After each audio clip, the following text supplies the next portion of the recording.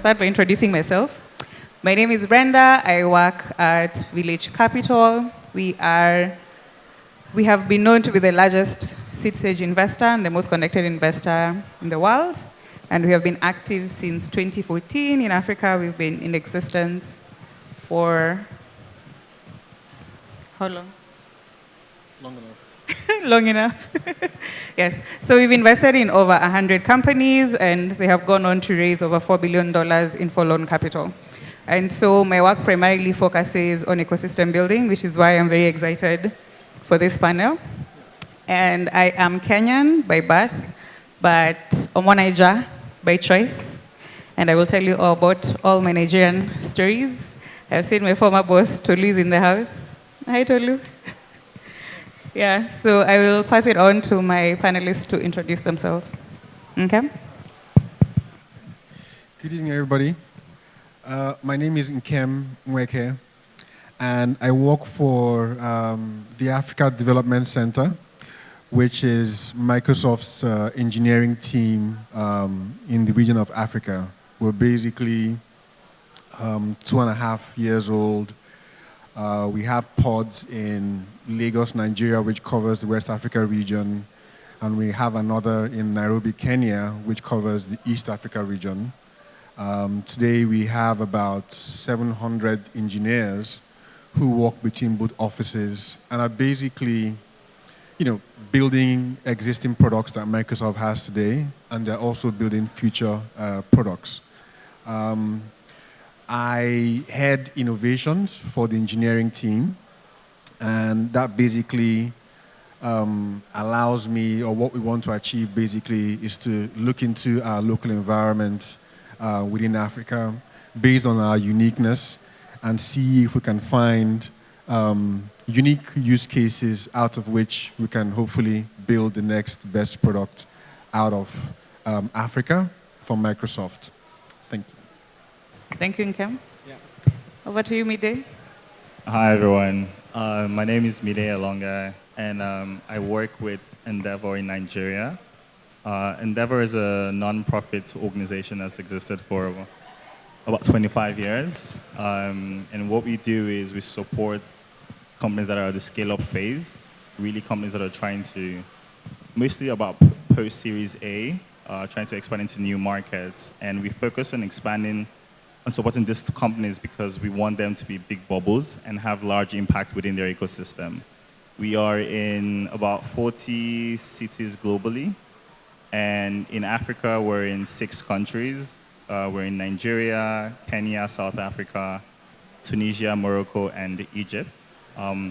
I focus mostly on the Nigerian market, and primarily my day-to-day role is identifying startups within the Nigerian ecosystem, having coffee chats a lot, getting to know the companies in the ecosystem, and then most importantly, when they eventually join Endeavor, helping them to scale, helping them raise capital, helping them enter new markets, and really just ensuring that they also have a give-back mindset so that even after we support them, they can actually support the younger and the newer entrepreneurs that are uprising. Thank you, Mide. So to just set context of what our panel will be about, for the longest time, when people are looking at thriving ecosystems across the world, they've been looking at Israel, they've been looking at Boston, San Francisco, you name it. But over the past 10 years, there's been a lot of development when it comes to the African tech ecosystem. And so now people are looking at Lagos, they're looking at Nairobi, they're looking at Cape Town. And I remember in 2018 when I met Olumide, we did this ecosystem tour. We did ecosystem tours in Lagos, in Nairobi, and in Cape Town. And it was very just inspiring to see all the things that Africans are actually doing and they're working. So we're going to be discussing a bit more about that. And I'd like to take a poll to just have an idea of who is in the audience. Do we have any entrepreneurs? Any founders, entrepreneurs in the audience? Okay, I see a couple. Any investors? Any investors? Yeah? Olu's an investor over here. Any employees or startups? Yeah? Any grant makers? Does anyone work for NUDFI, International Development Agency? Anyone in academia? I'm seeing you guys looking at me. Where do you fall? You're founders? Okay, cool. Yeah, nice to have you here. So an ecosystem needs so many players and so many factors in order to thrive and make it successful for startups at the very end. So what would you say is one or even two factors that are required for an ecosystem to thrive? And could you give us an example of these factors at play? Could be in Nigeria, could also be in any country that you have seen this in Africa. So when I think about institutions that can help foster ecosystem growth, I first of all think about, when I think about institutions, I think about government. These are very important. I think about enterprise, like the big conglomerates of big companies, and I also think about the universities, right? And when we look at government, I think government is very important because they put down, the policies, the regulations, and the framework to allow, startups thrive in an ecosystem. So government obviously needs to do more. If we look at example for Nigeria, for example, we saw cases where there were, decisions, for example, to shut down Twitter, right? For the right reasons, for the wrong reasons, but there were also impact to it as well. And if we do that compare with countries like China, who basically have WeChat, which is more like a national social media page or so, what they were thinking about, I guess, was saying, we see foreign organizations that are coming in, and people are susceptible to them, but how can we form ours, for example, probably with our cultural flavor or tailor it to who we are as a people, and see it thrive. And today we see WeChat basically growing and supporting their people. Now, if you look at it in our case as well, yes, there's freedom of information, and people can also do things that are not expected with that freedom. And if we find people who are not going in the way that we want, we need to first of all count the costs to see what it will take us, or what disadvantage is going to be to the users, especially the young people or the startups who use this platform, to either transact business or to meet people or to share information. And if we find out that the cost is a little bit too, it's not going to be in our favor, what can we do in reverse? So, and I'm, bringing up this point to say government has a strong role to play. Recently, the Nigerian startup bill was basically put forth, which is a very great thing that happened, in the country as we know it, because it basically encourages, startups, who are upcoming, to say that, the government has their back. But we need to do much more than that to ensure that startups thrive, within the community. When you look at, the areas of enterprise as well, we begin to see that it's important that, yes, even though you are a conglomerate today and you've grown bigger, a startup is just, in the early stages. How can you support them? How can you work with them? When you look at areas of, academia as well, it's hard for you to see people in the academia, talk to people in the startups, or people in startups talk to people in academia, either because we feel that they have nothing to add, or either because the academias feel that, they have nothing to add. But if you look at it from the history of Silicon Valley and the rest, you can't take away people like, MIT, UCLA, all those schools basically were, farming grounds or hunting grounds for where startup basically came in. Now, if you want to prototype or ideate, I think the university community is a great place to come to, because you have young people who have come from different parts of the country or the globe to come and study, and you have, your lecturers or your deans or whoever who put you through to say, let's begin, or let's, try and solve this problem, right? And because of their personal experiences based on where they've come from, using the lens of technology, they can be able to come up with the next, innovation that we don't know about, right? And if you talk about institutions as well, you begin to see, for example, what we're doing, in Microsoft as the ADC. where we have one of our pillars as ecosystem development, where we're going to say we need much more engineers than we have now. The university community is not giving us as much as we want to. How can we give back into those communities to see if we can, maybe in the next 3 or 4 or 5 years, begin to get, the resources that we need, not just only for us as an organization, but for other people who need. So how can we begin to encourage conglomerates, maybe banks, manufacturing organizations, to begin to adopt schools, go to school X or school Y, look out for their, computer science or engineering departments, and say we're going to fund you for the next, 3, 4, or 5 years, right? We're going to see how we can support your curriculum with the, relevant technology we see today, so that hopefully 30% of them or 40% of them can probably come work for us, either through internships and stuff like that. So if you combine the institutions of government, large businesses, and even the university community as well, you now begin to see that startups are able to thrive because that level of experimentation is done within that ecosystem, and they're able to succeed some more. One of the things we can record today is we don't know how many startups fail, but we know how many have raised money, right? How many have failed and why have they failed? These are areas that we can learn to see how we can grow. But nobody is talking about it because there are no institutions that are actually tracking to say who is succeeding and who is failing. And these are holes that hopefully, if these institutions, rise up to the challenge, we begin to block those loopholes and we begin to support the ecosystem. Yeah, thank you, Nkem.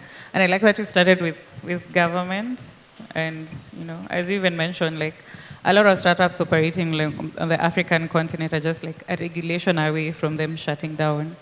And like, from my country, Kenya, it's just today that the central bank declared a lot of like fintechs that do remittances as illegal. And if you see the names on that list, some of them are unicorns. Yeah. And it's like, how do you engage the regulators? Yeah. But I like to loop in Olumide to the conversation. And Olumide, like, you started off at like the Harvard Innovation Labs. So I'm sure you do agree that universities are very key to the like success of an innovation ecosystem. So maybe you'd want to add on that. And then what other players do you think are very important when it comes to an innovation ecosystem? Yeah, no, thanks for that. And it's funny I'm in a panel where that question has been asked because one of the reasons I moved back was because I was inspired by the Harvard Innovation Lab. I remember I was working with companies, startups that were funded by the university, and I was seeing young people just like myself who were coming up with, incredible ideas, but because they had the funding from the institution, they were able to test it out. I mean, the downside people will say is it means there's going to be high dropouts, but I mean,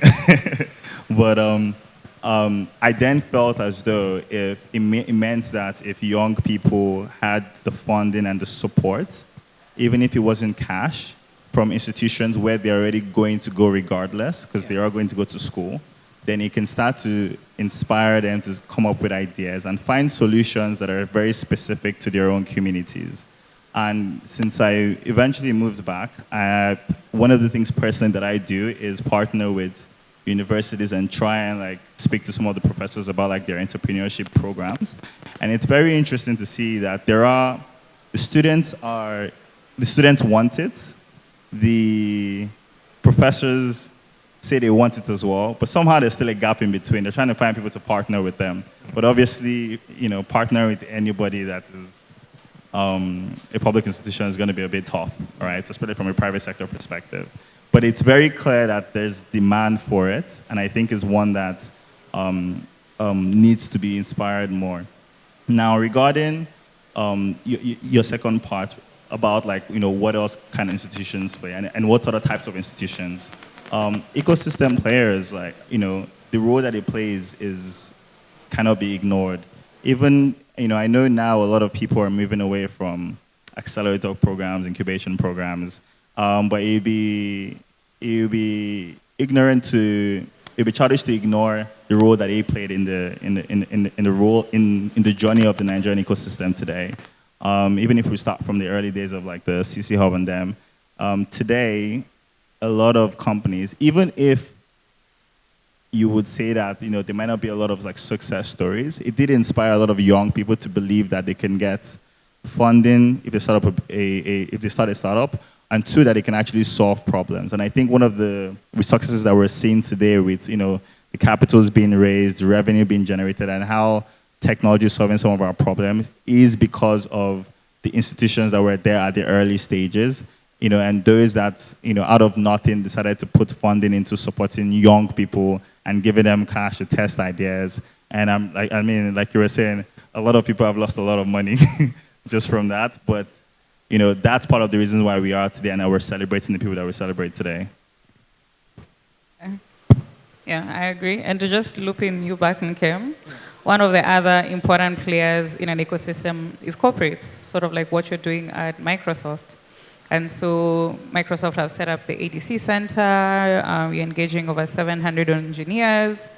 And even on the ecosystem tour yesterday, you mentioned that for Microsoft, you see the futures of Microsoft as being in Africa. Yeah. So what future is this that Microsoft is seeing?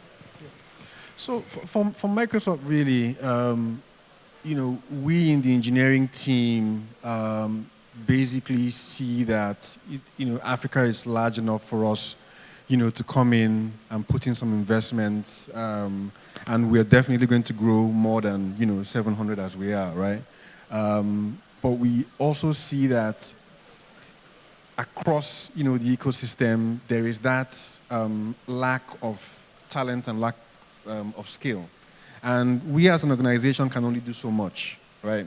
And that's why it's important that there is this clarion call by other ecosystem players to see what they can do. So I think sometime in I think it was March or April, there was this bankers committee meeting I heard about, and one of the key items to be discussed in that session was that there were shortage and lack of IT talent across the banks, and everybody was resonating that all their talents are either moving out of the country and they can't meet up with the pay and the rest. And since we now find out that this is a common problem across the ecosystem, it just needs somebody who will take the huge step to like I mentioned now, adopt a school. And obviously you're not going to get your returns in the next 1 year or so, because you need some time to train a proper software engineer. So, but in doing that, it basically shows that you're putting your money where your mouth is. And once you do that, you're also attracting other people to say, if I can do this, it can be better. And we have started as Microsoft. Like I mentioned, we're basically 2 years old, so we can see that we're a startup as well, and we're growing, and we're finding out what works, what does not work.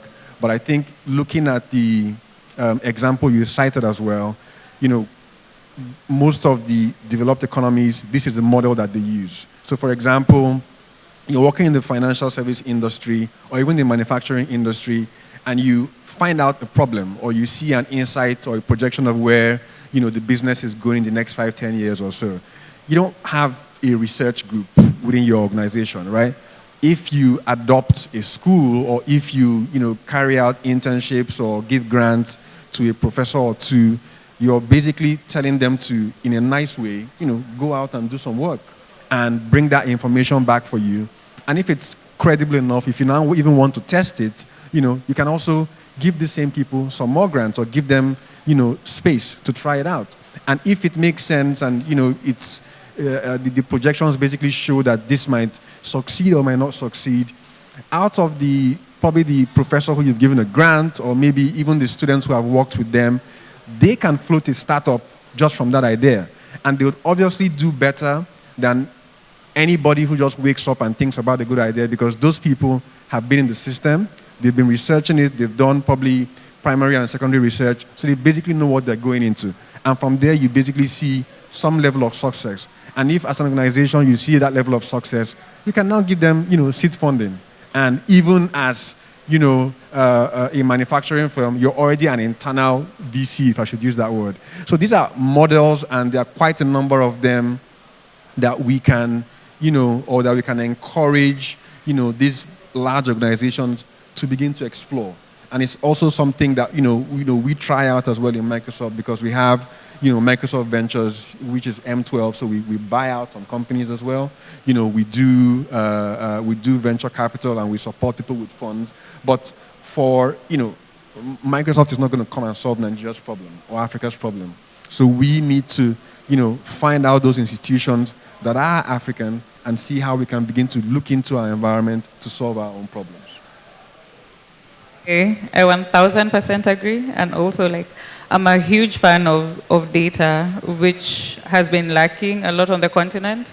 And it's even what you're saying about how many startups are even failing. You'll just hear of the success stories.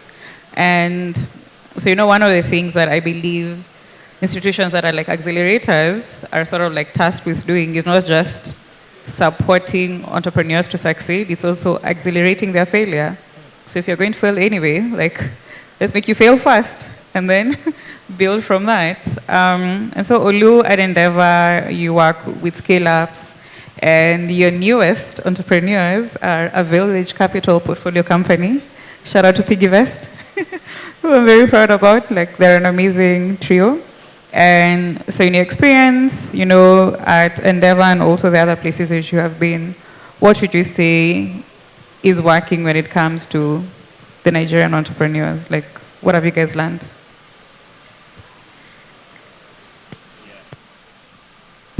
Yeah. Shout out to PiggyVest. But so what I would say is, over the years, okay, so I started, my journey in the Nigerian entrepreneurship space in healthcare, right? And at the time, the goal was to just put out funding for young people to start up healthcare companies, just because it seemed like a lot of the other sectors were getting more attention, and young people were just not going into healthcare.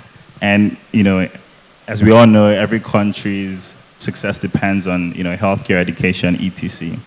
And so now with Endeavor, what I now focus on, now we're sector agnostic, so I've now been able to see a wider breadth of the different businesses that have been started. And what I would say, over the past years is, one, the amount of funding, of course, companies are getting has increased. Two, a lot more young people are thinking of quitting their jobs to start new companies, whether for the right reasons or not. And three, it seems like everyone is now convinced, and I think there's enough validation to suggest that sort of tech is the new oil for Nigeria. And a lot of young people are tapping into that, leveraging into that. Every other day, two people are coming together to say, guy, let's start something, right? And it's very interesting to see sort of how that journey and the growth of sort of the Nigerian ecosystem has. What I would also say has worked for Nigerians is the grit. So even when tech wasn't sexy, right? There were a lot of people still betting on tech to get them out of whether it was poverty or to be their ticket out of whatever situation that they were in. And what I've now seen happen is that it is now paying out, right? So when you now see of all these companies that are raising these funds and are being successful, people almost forget how long they've started these businesses. And you see founders a lot of times having to defend that, no, I've been here since, I didn't just come from nowhere, right? And it's very interesting to see now that a lot more people are thinking about coming together to solve problems. And it's very clear, similar to what you're saying, is that we're not going to see, foreign companies or models that have been done in multiple countries just come and get replicated here. What's going to happen, and what is happening, is that Africans are going to solve their own community problems one at a time, and that's then going to scale. And so it's the young person that knows the problem that can solve the problem. And as long as the ecosystem players continue to support that, then there will continue to be success with that. And eventually, we can then export our techs to like the West instead of the other way around, which is what I think we're all wishing for. So like my first time in Nigeria was in 2014 when I came to work with Isaac, and we used to sit at CC Hub, and like Uber. That was the time like Uber came to Nigeria, became launched there, and so there's like a lot of activity then, and there's still a lot of activity now, and also a lot of things have changed, and now there are many more players in the ecosystem than there were before. And one of the things that is needed for an ecosystem to be successful is like, one, there needs to be a lot of transparency in terms of like what do people do, even when a startup fails, do people know, or do those people go under the radar? And also there needs to be a lot of collaboration, because a lot of people see each other as competition instead of collaborators. And so as a corporate, as an investor, what tips would you give other people in the ecosystem when it comes to engaging you? So, before I answer that question, what you alluded to back then when Uber started and the rest, and to agree with you as well, there are quite a number of young people who are now coming together to solve problems. What I would also encourage looking at our ecosystem is that we need to look to solving the problems that are unique to us. In one way, I see so much of copying because it's been successful in other climes. You bring it here, but is it really solving our issues? And do we even have the infrastructure, to be able to, accommodate or appreciate this great idea that you have? And I think again that's where the institutions come to play. If you look at the history of how Silicon Valley came up, you see these guys basically set up these institutions to solve the problems that they had. Some of the history of Silicon Valley came out of trying to solve the challenge from a defense point of view. So you see where the government gives schools or labs money to say, this is a problem that we have, think about how to solve it. And maybe one of the two people who were solving the problem, probably want to opt to go out to do something, and they do things in line with that. So if we look at our country as Nigeria, or even the continent of Africa, issues like education, energy, financial inclusion. And when I mean financial inclusion, you basically have probably 50% of people, who are not, financial included today. And what I mean by that is they don't have, a feature phone, so they can't even download your app. Data is not their problem, right? They want to eat and they want to just even drink water, right? So they're not even thinking about buying data. So who is thinking about, setting up a startup that is solving problems for those kind of people? Not someone saying, oh, I have a fintech, but the other guy is a fintech. She's a fintech. You're a fintech. They're like, what? Probably over 300 fintechs in Nigeria today, right? So again, it goes to that idea of we're all trying to copy. We need to find a way to differentiate it. And from the question you asked, I think, like I mentioned, is, institutions need to do more, to see how they can enable startups. But again, everybody would obviously have their niche. So you see most of the startups that come out today sometimes have this challenge of not even thinking through the process of going there. So somebody can say, okay, where I want to close the gap is ensuring that I provide you funding, I provide you space, or I provide you, the knowledge or the know-how to think through if this idea is actually worth it or not, right? And I think in doing more of that, it helps close the gap. But like I mentioned, for us as an engineering team in Microsoft, what we want to plug is that hole of ensuring that, we have young people who have, the skill from an engineering perspective to be able to tackle any problem, right? Like I mentioned, to the team yesterday, your startup is as good as the engineer that powers it. Your startup is as good as the engineer that supports it.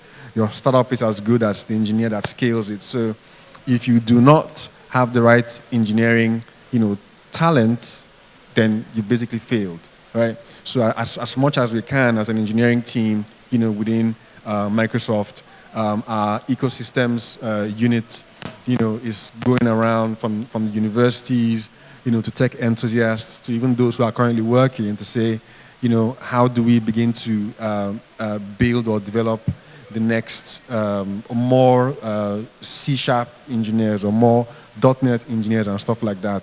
And I think, again, with time in doing that, we'll be able to have enough for us, we'll be able to have enough for everybody listening as well. Yeah, thank you for that, Nkem. And I was in Accra last week, and there was one of the players in the ecosystem there who mentioned that they're thinking of building something that is sort of like a trip advisor for the ecosystem.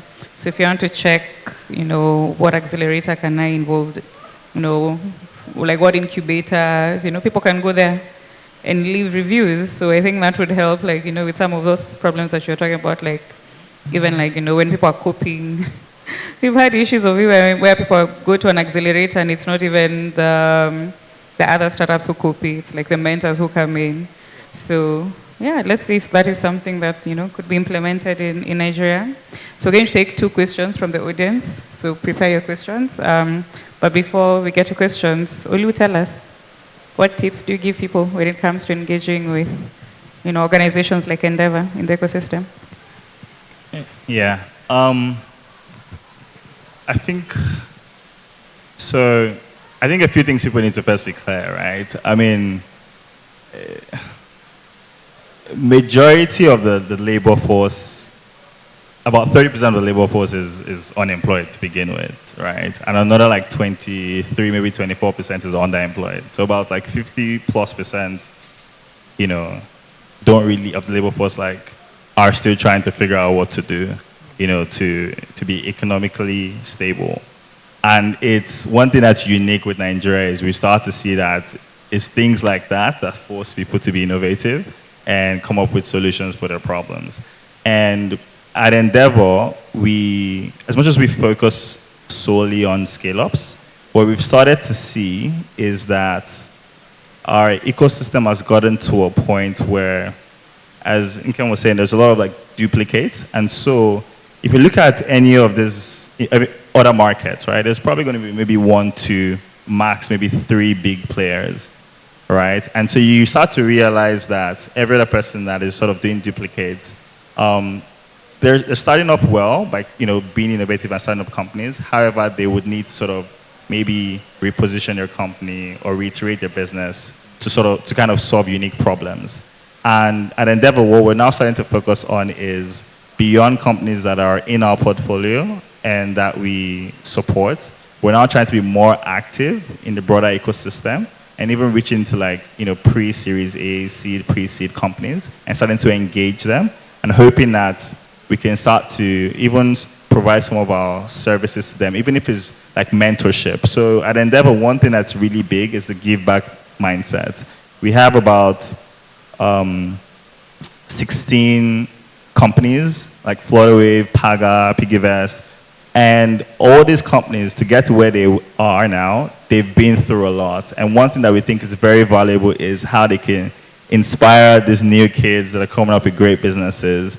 They may not know where they want to go, but they know they want to start something. And the fact that they started something is good. And so we try and push mentorships to individuals and anybody that wants to sort of access these founders that they think they don't have their numbers or whatever.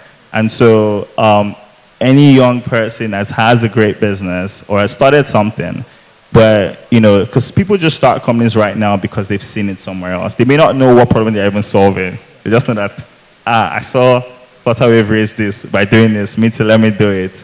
But you would understand that with more advice, with more guidance, that drive can be sort of geared towards actually solving a key problem. And so from Endeavor perspective, that's one of the things we want to actually start doing, is to have a more ecosystem impact and ensure that every single person that's interested in tech, that wants to launch a company and wants to solve a key problem, that we're there to support them. And more importantly, that we're able to partner with other people, whether it's ecosystem players, investors, or even corporates, to actually try and have that broader effect. We see ourselves as like the guys at the front row seats, right, for that. So yeah, we're very open and chilled. I'm a huge fan of the work that you do at Endeavor. And we're also very aligned when it comes to supporting entrepreneurs. And at the Village Capital, one thing that is big for us is supporting entrepreneurs with lived experience of the problem that they're trying to solve. Yeah, so awesome job. Do we have any questions?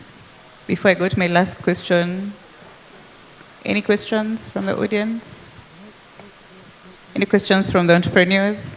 None? Okay, cool. So if you had a magic wand and you could change anything in the Nigerian ecosystem or in the African ecosystem at large, what would it be and why? Well, first of all, I don't believe in magic. I believe in process. Live in Juju? No. Well, but Do you believe in miracles? well, you could call it that. Okay, Well, if you could perform a miracle. I could. I could, but the thing about miracles is that it has to be sustained, right? But what I think really is we really need to start to take the role of institutions much more seriously. Especially, like the three I mentioned, government is important, but I have this knack for the universities. There's so much we're not doing with them. There's this large gap between universities. They wouldn't feel comfortable sitting in here. We wouldn't feel comfortable sitting in there. But if we're following, some Silicon Valley model or some model from, the Western countries, this is basically what they did. And if there's anything I could wish for, or if there's anything I want to see more, is to see, professors, deans, VCs, sit down with, large institutions to say, what's the challenge that you're facing, and vice versa, and they see how they can sit down and begin to, like you said, mentor and grow the next generation of young people to be entrepreneurs at heart, not just, for lack of a better word, people who just came together and say, let's start something, right? Because you need to understand and answer, well, why are we starting something? What problem are we solving? And who are we solving it for? And how do we even validate that we're actually solving it for them? That's what they want. And that's where you see the concept of, human-centered design thinking coming up, right? But you only need to understand and know why. And from there, I think things will begin to improve. For me, I think it's a journey. It's not an event. And, we should do more of, creating this mind share and letting people know, that this is very, very important. So hopefully after now, I hope, the organizers of this would probably want to, maybe even do it. Why can't we have this event in Unilag? Why can't we have it in Yabatech or so? Because if we did, we'd probably have, not enough space, right? Because at this time of the day, the kids in the university probably have nothing doing, and they'd like to be here. So again, it goes to the thinking around what we're doing, and I think that's very, very important. So I hope that in coming years, we'll begin to see, more mergers and partnerships between, these two or these three institutions come together. Amazing. Thank you, Nkem. And my career university in Uganda is celebrating its 100 years birthday. What's 100? It's a century, yeah? Yeah. So it's been in existence for a century, and they also have a similar event called the Kampala Innovation Week, which has just been rebranded to the Uganda Innovation Week, and they're actually doing it at the university. And even in Kenya, like it also happens at the University of Nairobi. And I think one of the success stories we have coming out of like the Kenyan ecosystem is Professor Bitange Demo, who was like our first Minister of ICT. And now he's transitioned, he's gone back to university, and he's a lecturer at like the University of Nairobi. So they're amazing things, and I'm excited to see what happens in Nigeria.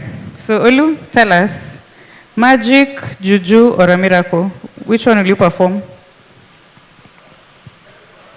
That question.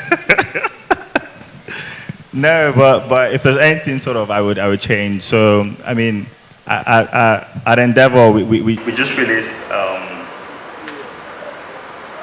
a report, and the report was supposed to, or is supposed to, make a case for more funding into the continent.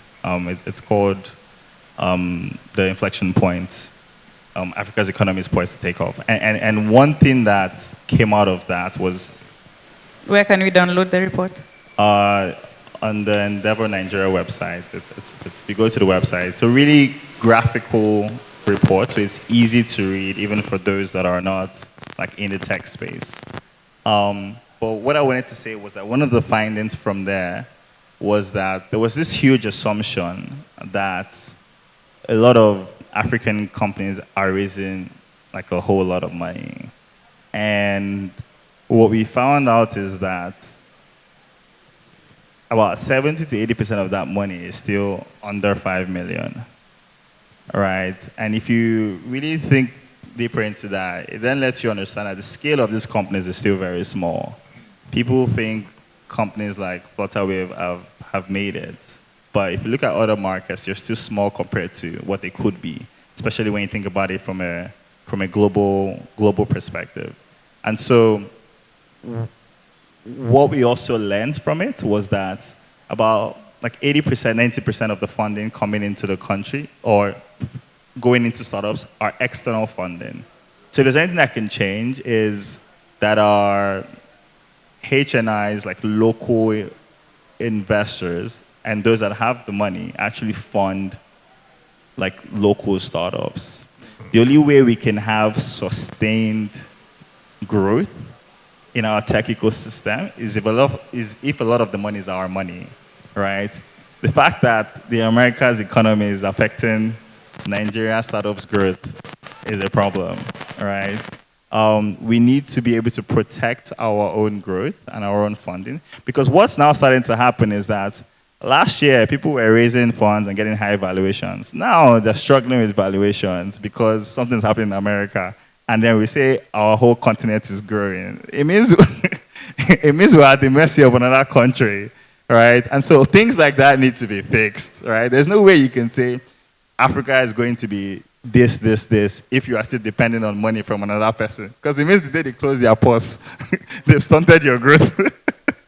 So, yeah, the summary is that people, see, if you want to make money, take risks. If you want to take risks, invest in your people, right? A lot of people are taking their money outside the country. I mean, yes, I get it, it's more stable, but then if the next generation and Africa is supposed to reach its potential, we need to believe in it, or else we're just speaking grammar. 1,000% agree. And yes, please, if your father is Dangote, what's the other rich man called? Femi Otedola, please tell them to come in. I'm sure Endeavor is looking for local LPs, so please tell them to talk to Mide. And yeah, thank you very much for engaging. And just to conclude, what I would change is the research aspect. I think there's so much happening on the continent, but no one is looking at the data or even making sense of it. You know, there's amazing things that, you know, like Endeavor is doing with the research, also like Microsoft is big on research, but like, what is the data telling us? So let's look at the data and, you know, see we're not just moving in the dark.